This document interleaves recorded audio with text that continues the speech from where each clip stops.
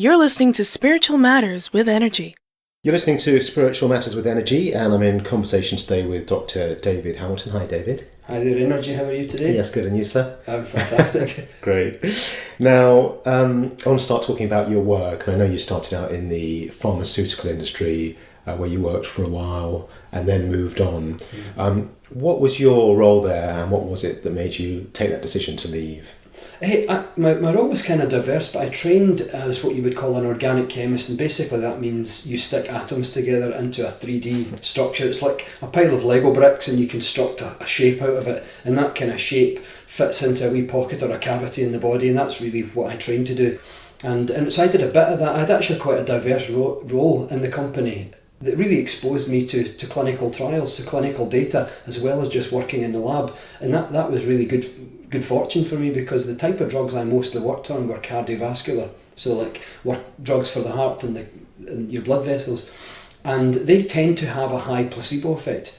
And what I was seeing, and then going into the medical journal saying, is this true? And checking through them myself, was finding that so many people get better not just on the drug, but on a fake version of the drug, because they think they're getting the drug. So, typically you can get high numbers of people, like in antidepressants, for example, high numbers of people get better on the placebo, even though the drug actually works, but the mind has the capacity to replicate some of the same chemistry by just believing in the same kind of thing. So I started researching that privately, and I reckon during my 4 years in the pharmaceutical industry, I knew more about the power of the mind than actually how to build pharmaceutical drug molecules.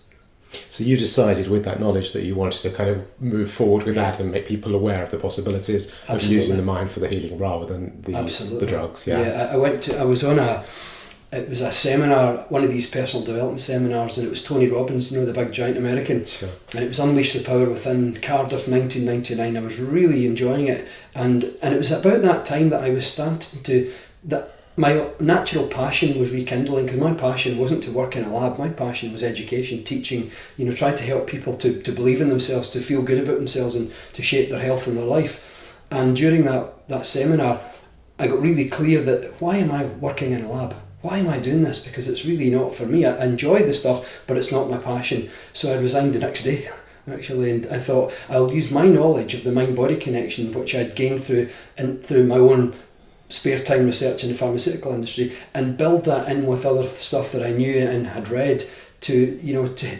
almost provide a different slant to what you would normally think of as self-development, personal development, with and I guess infused with a scientific background and basis for it.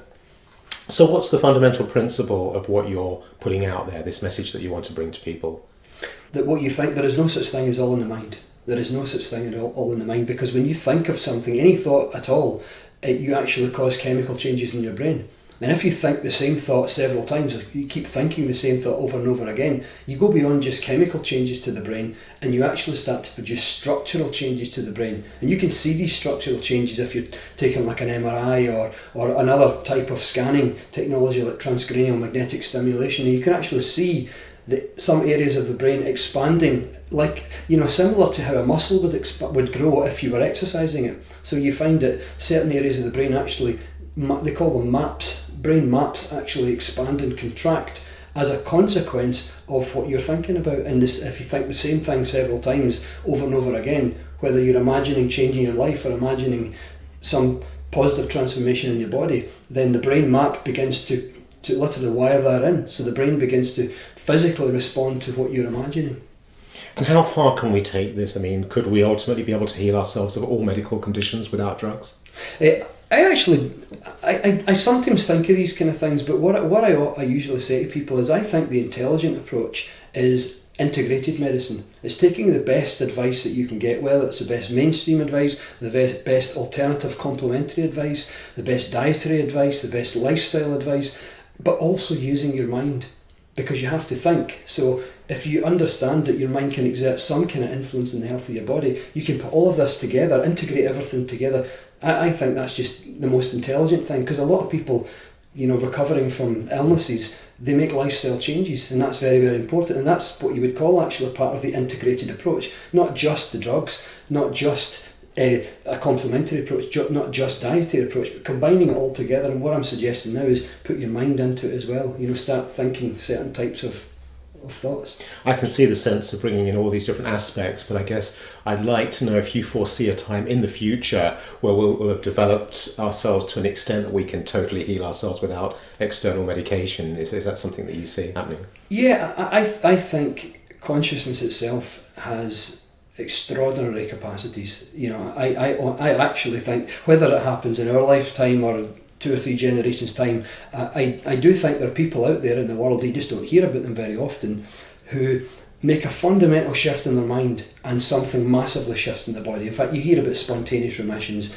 and some of these are explained away, but a lot of these spontaneous remissions actually come right after a massive shift in a person's outlook in life or a massive emotional outpouring. So what that does actually say is the mind has some ability to radically alter the chemical balance in the body, to literally do away with an illness pretty quickly. Whether that can apply to all illnesses, you know, I honestly believe at a very, very deep level, beyond the levels of what we would call ordinary human consciousness, I think consciousness itself has the ability literally to sculpt reality, and that means sculpting the reality of the body. We just don't tend to be able to access that level of consciousness because it's not normal for us. You wouldn't call it normal waking consciousness, but I do actually think we have such a capacity way down within us, and maybe evolution of humanity isn't just biological evolution, it's spiritual evolution as we move in that direction and able to tap into some of these latent abilities.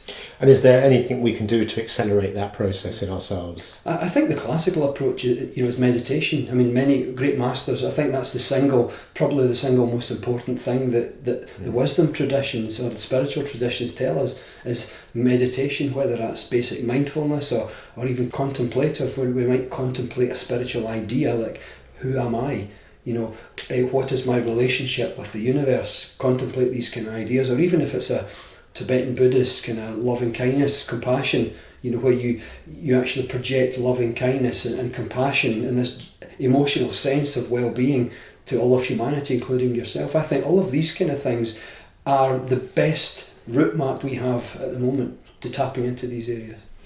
Okay, now you talk about spirituality, and I'm very interested to know about this because you are ultimately a scientist, and you're reaching with your message a lot of people on a spiritual path. Is there a connection between science and spirituality? Yeah, you know, I've never ever felt that they had to be separate. I know lots of scientists who have a personal private spirituality. Many don't really tell people about it because it's not considered, you know, the in thing. You know, because I think there's more, I'd say, call it aggressive skepticism and aggressive atheism now in the world, I think, than has been before. And so I think a lot of scientists and scientific people I know don't really tell people about their spirituality, but privately I think a lot of them have a belief, maybe just maybe in God or maybe in something, not a religious belief, but something greater than themselves. I mean, certainly when I was growing up, I would say I had a spirituality before I was a scientist. In fact, as silly as it might sound, I remember I must have been 13 years old and I was standing out my mum and dad's back, looking out into the back garden, and I was, hands in the air, I was apologising to God because I went to a Catholic school and I was taught some of the, you know, this is how it is, and God will some of the fire and brimstone, not much, but I did get some of that fire and brimstone type education. And I remember looking up and apologising to God because that didn't make sense to me. What made more sense to me was some absolute benevolence, and also that God maybe wasn't a person sitting up in a cloud. And I remember saying, God, I don't think you're this person in a cloud, and I'm so sorry for saying that. I apologise for saying that, but I actually think you're a part of me and that I am somehow a small part of you. And that's what I intuitively felt to be true when I was about 13 years old. So that I guess that moment started to inform some of the ideas that came into my mind. So I was drawn to certain types of book, like The Power of Positive Thinking, Norman Vincent Peale, one of the first spiritual self-help books I ever read, because that for me was encapsulating spirituality, but also that the mind had this ability to shape circumstances in life. So when I ended up doing my PhD, building drug molecules and working in the pharmaceutical industry, I would say I had the spirituality first. And for me, it's never been separate. And science for me has very much taken on the role of finding a framework to explain what I intuitively feel to be true about the interaction between consciousness and life itself and the universe. So can you talk about some of those understandings that you have of how, perhaps a bit like the film What the Bleep Do We Know, where you can actually prove that there is something such as spirituality out there? Yeah, I think there is, and there is even, I mean, you look at the standard models of neuroscience that say that consciousness is a product of chemical interactions in the brain. So you take lots of chemicals and proteins and you smash them together, they exchange energy, and out of that comes consciousness. And at some point in evolutionary history, they say at a certain degree of, of calculations, that certain degree of density of calculations in the human brain, consciousness, when it got to that level of how many calculations the brain could compute, consciousness kind of emerged, and they call it an emergent property of the brain. And that's been the standard model, and I think that's why there's so much resistance to people talking about consciousness in any other way. But so many experiments now actually show that consciousness has an impact on other things, on matter. Consciousness even has what you call non-local effects. So in other words, non-local experiments in physics, you take two particles, fire them in opposite direction, you do something to one of them and the other one instantly feels it, so to speak. But consciousness seems to be operating in a non-local way also. I mean, you can have interactions between two brains at several kilometres. Lots of experiments where you show people focusing on someone else, and an MRI or an EEG can pick up something in the other person's brain. And these kind of experiments get largely dismissed, simply because they don't fit the standard model. But I think a growing number of scientists are now beginning to say maybe the standard model just has to be adapted. It's not wrong, it just has to be adapted, adding something else to it. That maybe some form of consciousness, some form of information actually lies underneath what we'd even know as the quantum scale. Either lies underneath it. And there's a model, I think it's called the Penrose-Hameroff model, after Stuart Penrose, the Oxford quantum physicist, and Stuart Hameroff, who's an anaesthetologist, and they created this model, a mathematical model, that suggested that actually resonate very much with the spiritual philosophies of the world, that maybe some universal form of consciousness exists everywhere, and maybe what we know as physical reality actually sits above it. And when people go into deep contemplative meditation, their mind descends beyond the quantum level and taps into this universal mind, and you get that state of bliss or oneness that many of the wisdom traditions talk about. So that's kind of where I am in my ways of thinking of these types of matters. And what are we moving towards? Are we moving towards a world where we'll be communicating telepathically? I think the potentials are there, and I think we do it all the time. I mean, you look at even those examples when, back was it 2006 or 2004, there was a tsunami on Boxing Day, and all of the animals ran away before the tsunami actually took place. And you find these examples that have been cited by many scientists, that they've got a camera on a dog, and the moment the owner of the dog leaves work, the dog jumps up out of his chair, and yet there's like 20 miles separating them. And we see this kind of thing going on with animals. There is a vast quantity of research in several universities that have been done in several universities that do suggest that there is some kind of telepathic communication, some form of information exchange, you might even call it, between any two people or between everyone. And yeah, I do think we're moving in that direction. And you might find that mainstream science will come kicking and screaming, but be dragged by the heels into that kind of understanding, because I think there's so many people, there's a growing mass of people out there in the world researching this stuff and writing about it and talking about it, and I think the voice is only getting louder. So why are scientists so reluctant to hear this? Well, first of all, I'll say not all scientists. I mean, I wouldn't compartmentalise them all. Most scientists I know, ones I'm friendly with, are fantastic people. In fact, when I worked in the pharmaceutical industry, I have some great friends that I still keep in touch with. In fact, one of them's him and his wife are coming to stay with us in a few days' time. So, I guess the word scientist, I think we wrongly compartmentalise a small group that you would call skeptics, and I think that's a minority. Honestly, I mean, even when I look at my time in the pharmaceutical industry, the actual true skeptics were an absolute minority. It just so happens they've got the loudest voices, and everyone thinks all scientists think like that, but all scientists don't think like that. Most scientists are actually quite open-minded. I could think back to a department of about 50 people scientists in various degrees of research grades, as you would call it, and I would probably say there was 4 or 5 maybe skeptics, real skeptics. The rest were mostly kind of open-minded, and you had some of the other ones who were really into the power of the mind and all this, and interested in metaphysics, interested in spirituality, religion. You have an entire spectrum of different mindsets. We just assume that all scientists are against this kind of stuff, and it's actually just a very small minority. It just so happens that quite often they're very vocal about it, but that wrongly portrays all of scientists as thinking the same way, and actually, my experience anyway is they don't. You're listening to an interview from spiritualmatters.org.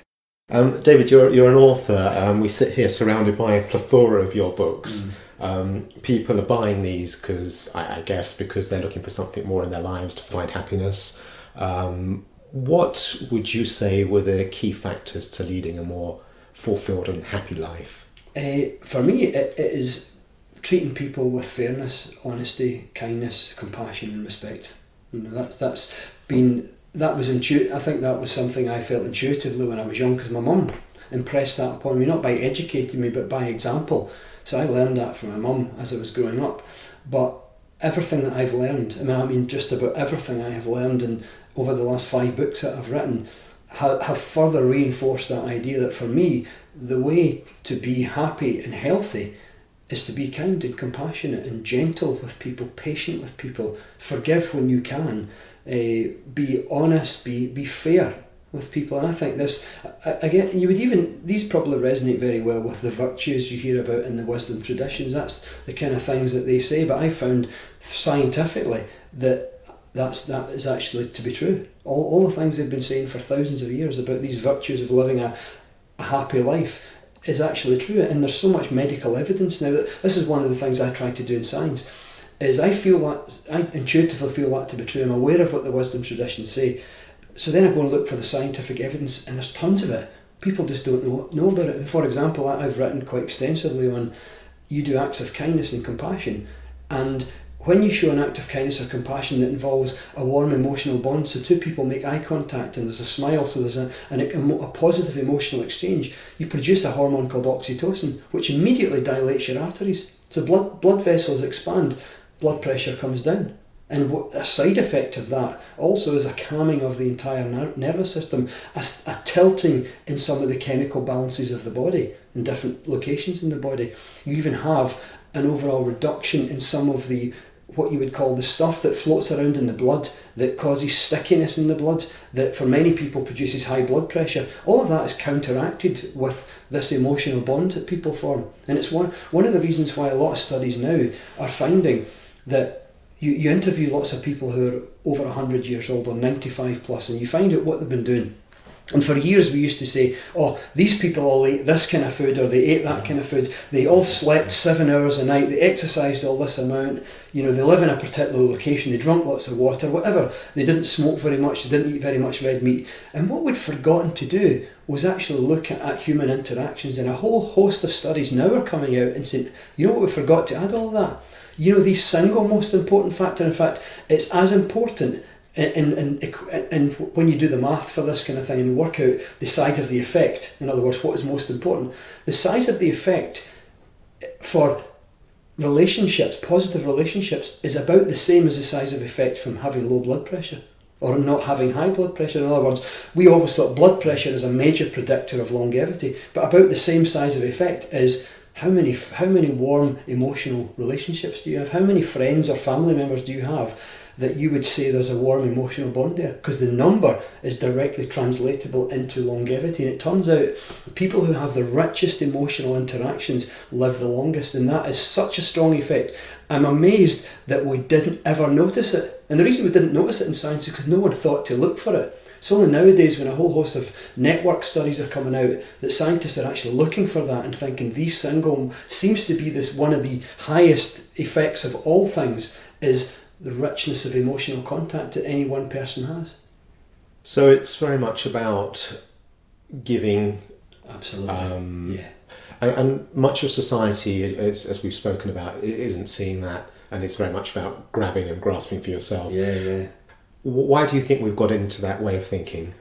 Do you know, I'm glad you asked that question, because one of the things I've been looking into really when I was doing a lot of this research is this fundamental assumption that we have, and especially in all the business and economics models and political models of the world, is that humans are inherently selfish creatures.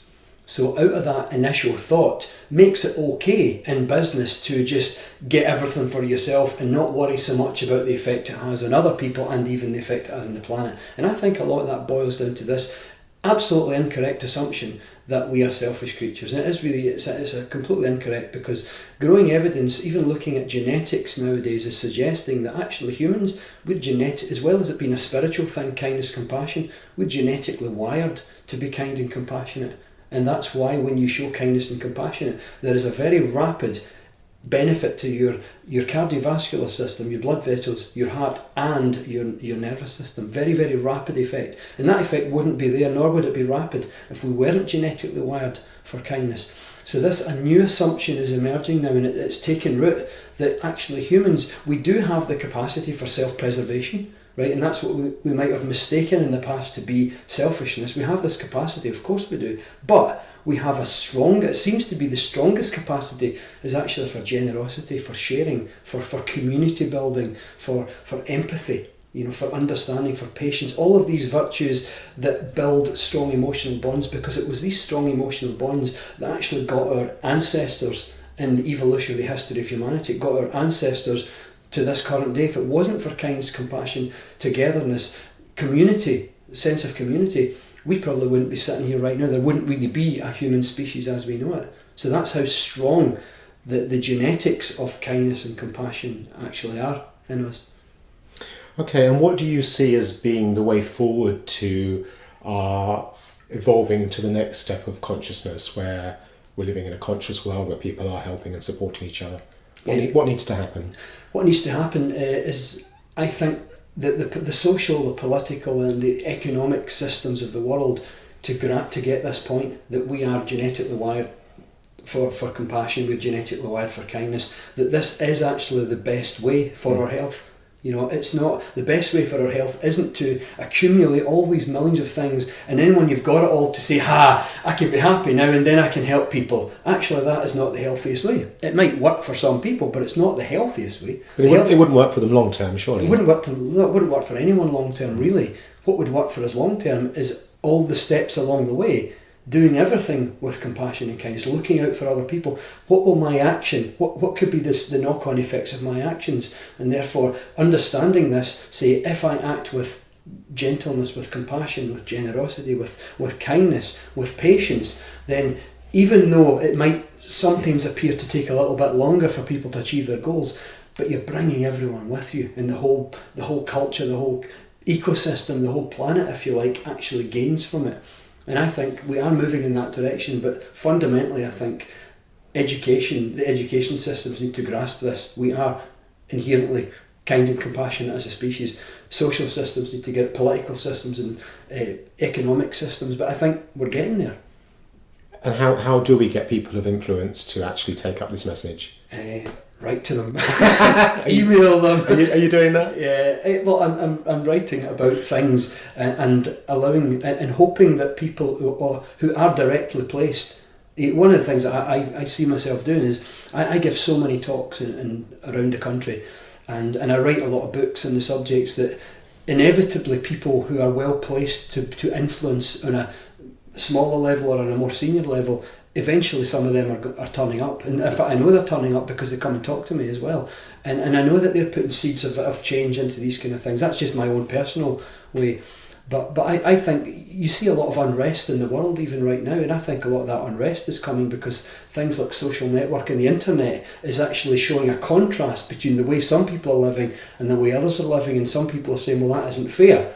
Why shouldn't we be able to live in that kind of way with a sense of personal freedom? Why shouldn't we be able to live and have all these other resources? And then what you're beginning to get is information passing around the world and people saying, well, this is what I think is the right thing, and so I would like us as a society to have that kind of right thing. I think these things are happening all the time, and a lot of academics are writing on the philosophical aspects of all this kind of stuff as well. And even though we see a lot of unrest in the world, what's actually emerging, I think, is this desire for peace and this desire for unity and fairness and respect. And that's at the end of the day, that I think that's what's driving all of this. It doesn't look like that on the surface, but I think that's what's driving it. And do you think we'll get there? I do. I absolutely do. Yeah, I've got very strong faith in that. All right, coming back to your writing, and one of your books is entitled Destiny versus Free Will, Why Things Happen the Way They Do.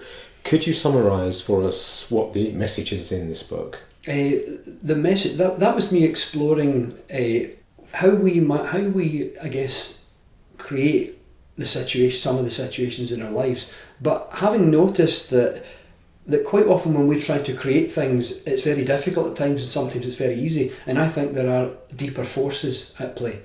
That there are some kind of maybe genetic forces, there are some kind of maybe even cosmic forces, there are other types of environmental forces or larger undercurrents in society that kind of push us and pull us in certain directions. So the metaphor that would sum up the entire book is, imagine you're in a canoe on a big wide river, and your mind is your paddle, and you can paddle to the left and you can paddle to the right, and that's what we would classically think in terms of when people say you can create your own reality or you can attract what you want, you have this paddle. But what we forget in all of this is you're rarely in a river that doesn't have a current or any weather. And what I've tried to explain here is there are currents that sometimes are very gentle, sometimes they're really, really, you're in the rapids. And I remember talking to one of my friends about this, who said she said she was a victim of personal development, and she said it's okay for all these people to write about all these things. Their river is calm, but she says I'm in the rapids all the time, and I keep smacking into rocks. And she said to me, if one more person tells me to think positive or look within, I'm going to punch them. And I burst out laughing when she said that. I thought it was so funny.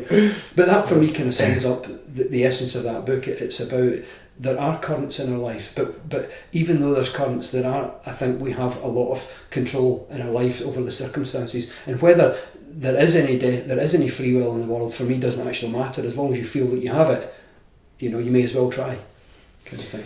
And moving on to your new book, The Contagious Power of Thinking, which I know you've been working very hard on for a while, which looks at how our thoughts affect others.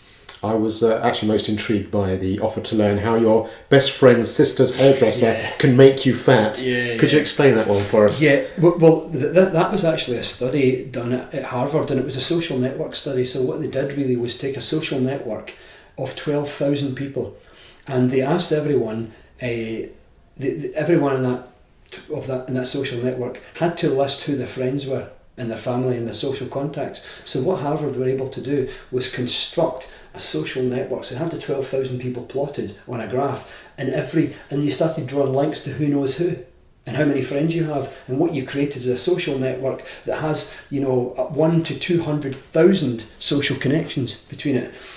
And then what they did is they followed people's health over a period of 4 years or so, and they watched what happened if one person, so in this particular study you're referring to, if one person crossed that threshold where they were labelled as clinically obese. So they look at the body mass index. Once it gets to a particular level, then the person is categorised as obese. So they watched what happened in the social network over a period of 4 years if one person became obese, and what happened is it started to spread outwards, and it's like dropping a pebble in a pond and it creates little waves, and what you started to get clusters forming of obese people overweight, and other clusters, and when they looked at the entire network, what they found is if one person gained a lot of weight to become obese, it didn't just affect their social network, it affected a certain percentage of the social network, but these people also had their own social networks. So if I, for example, gained a lot of weight and I impacted my social network, some people in my social network have different friends. So they gain weight because I've gained weight, because somehow they start doing the same things as me, might be exercising or living in the same kind of way, but they take that onto their social network and it spreads onto them, who spread it onto other people. And what Harvard found is obesity, and what they also found was happiness and depression also. Happiness, depression and obesity all transmit out from any one individual over a given period of time to 3 degrees of separation.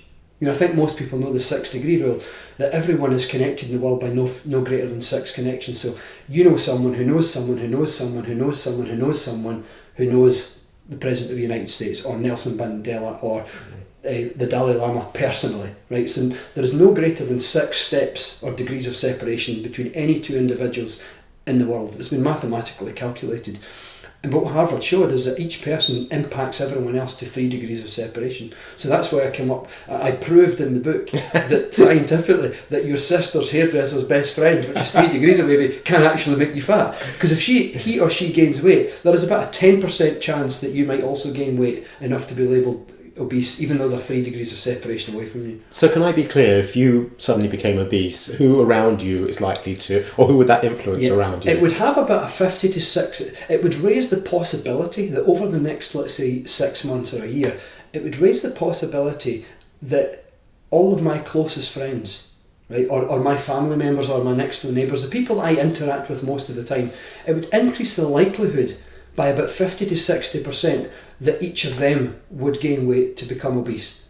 And then if they gained weight, it would increase the likelihood that each of their contacts would become obese by 50-60%. So what you get is the effect gradually weakens as you go out, and that's why it only goes to 3 degrees of separation. So if you're trying to lose weight, is it useful to be around people that aren't putting on weight? Absolutely. If you want to lose weight, this is one of the things that come out of this kind of study, is something we've never thought of before. We think we're going to diet, we're going to do all these things, we're going to exercise. Actually, it would actually do us a lot of good just to hang out with healthy people. And their behaviours and mindsets would actually rub off on you, and it would take very little effort or less effort, because you're actually in an environment of people who all think the same. So therefore, it takes much less effort for you to maintain a way of thinking. And the same, we transmit happiness and depression to the same degree, 3 degrees of separation. Fascinating stuff. Yeah, isn't it? So, as I say, the book's called The Contagious Power of Thinking. It's available now. You're hosting a workshop of the same name at the Mind, Body, Spirit Festival on Wednesday, the 25th of May. What's actually going to be happening in the workshop? I'll be explaining why your sister's hairdresser's best friend. You shouldn't say that. There's no need to go now. I'll be giving a lot more information. I'll be giving some of the facts about how happiness transmits, but also be explaining why it is that you feel happy around happy people and sad around sad people. What actually happens?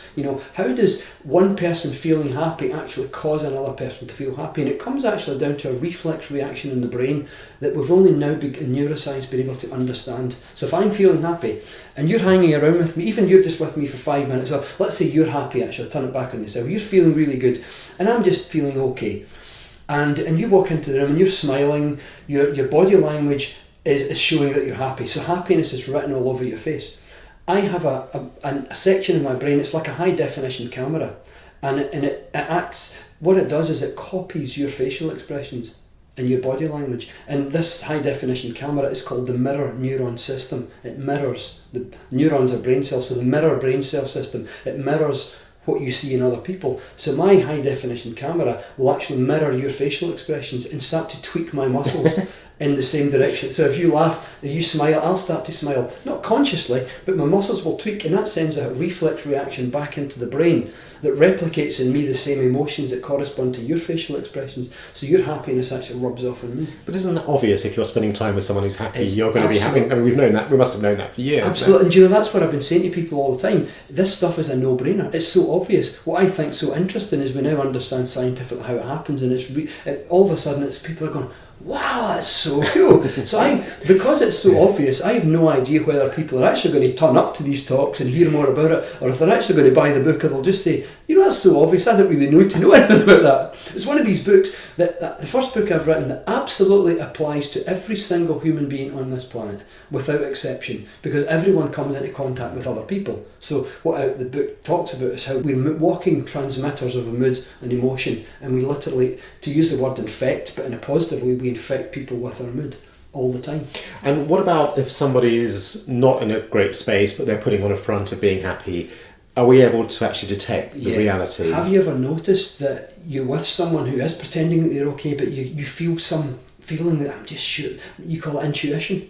It's part of the intuition equation, because your mirror neuron system, your high definition camera in your brain, is actually acutely aware of flashes of emotion that occur in a person's face. So if a person pretends they're happy, but a thought pops into their mind for 2/1000ths of a second, enough to cause a tiny change in pupils, facial muscles, that imperceptible to your eye, but your mirror neuron system picks it up, and it sends a signal to your emotions, and where that person's acting happy, and you should feel happy, but somehow you just get this funny feeling, and it's part of the mirror neuron system. You start to feel exactly how that person's feeling, even though they're pretending that everything's okay. So is this like sort of the atoms you were talking about earlier that are separate but respond?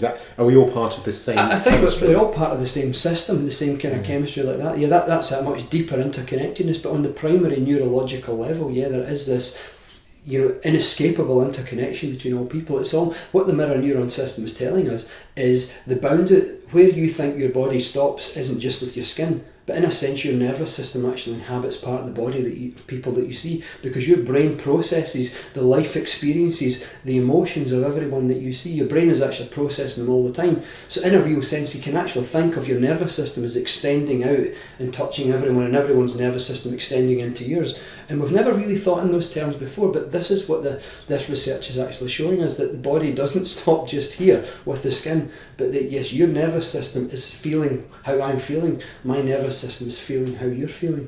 And is there a way that we can tap into that to get a better sense of that? Because it's obviously happening subconsciously for most people. Is there a way of really being aware of? Do you know what I think helps is just acknowledging that this happens all the time, and those wee feelings that you get are actually true. And what we often do is say, it's just a feeling, we discount it. But actually by acknowledging that these things are actually true, we are actually feeling how others are feeling, you start to have more faith in your own senses. So therefore your senses, I think, would become more acute. Okay, so there'll be a lot more on this at the workshop. Yeah. As I say, that's on the 25th of May. At the Mind Body Spirit Festival. More details on that at mindbodyspirit.co.uk, and you have your own website, I guess, where people can get more information on you. Yep, it's drdavidhamilton.com. All right, so David, thanks very much for being with us on the programme. It's been my pleasure. Thanks very much for inviting me to be on the programme. It's been great talking to you. Good luck with the books and with the workshop. Thank you. Good luck with everything you do. You've been listening to an interview from spiritualmatters.org.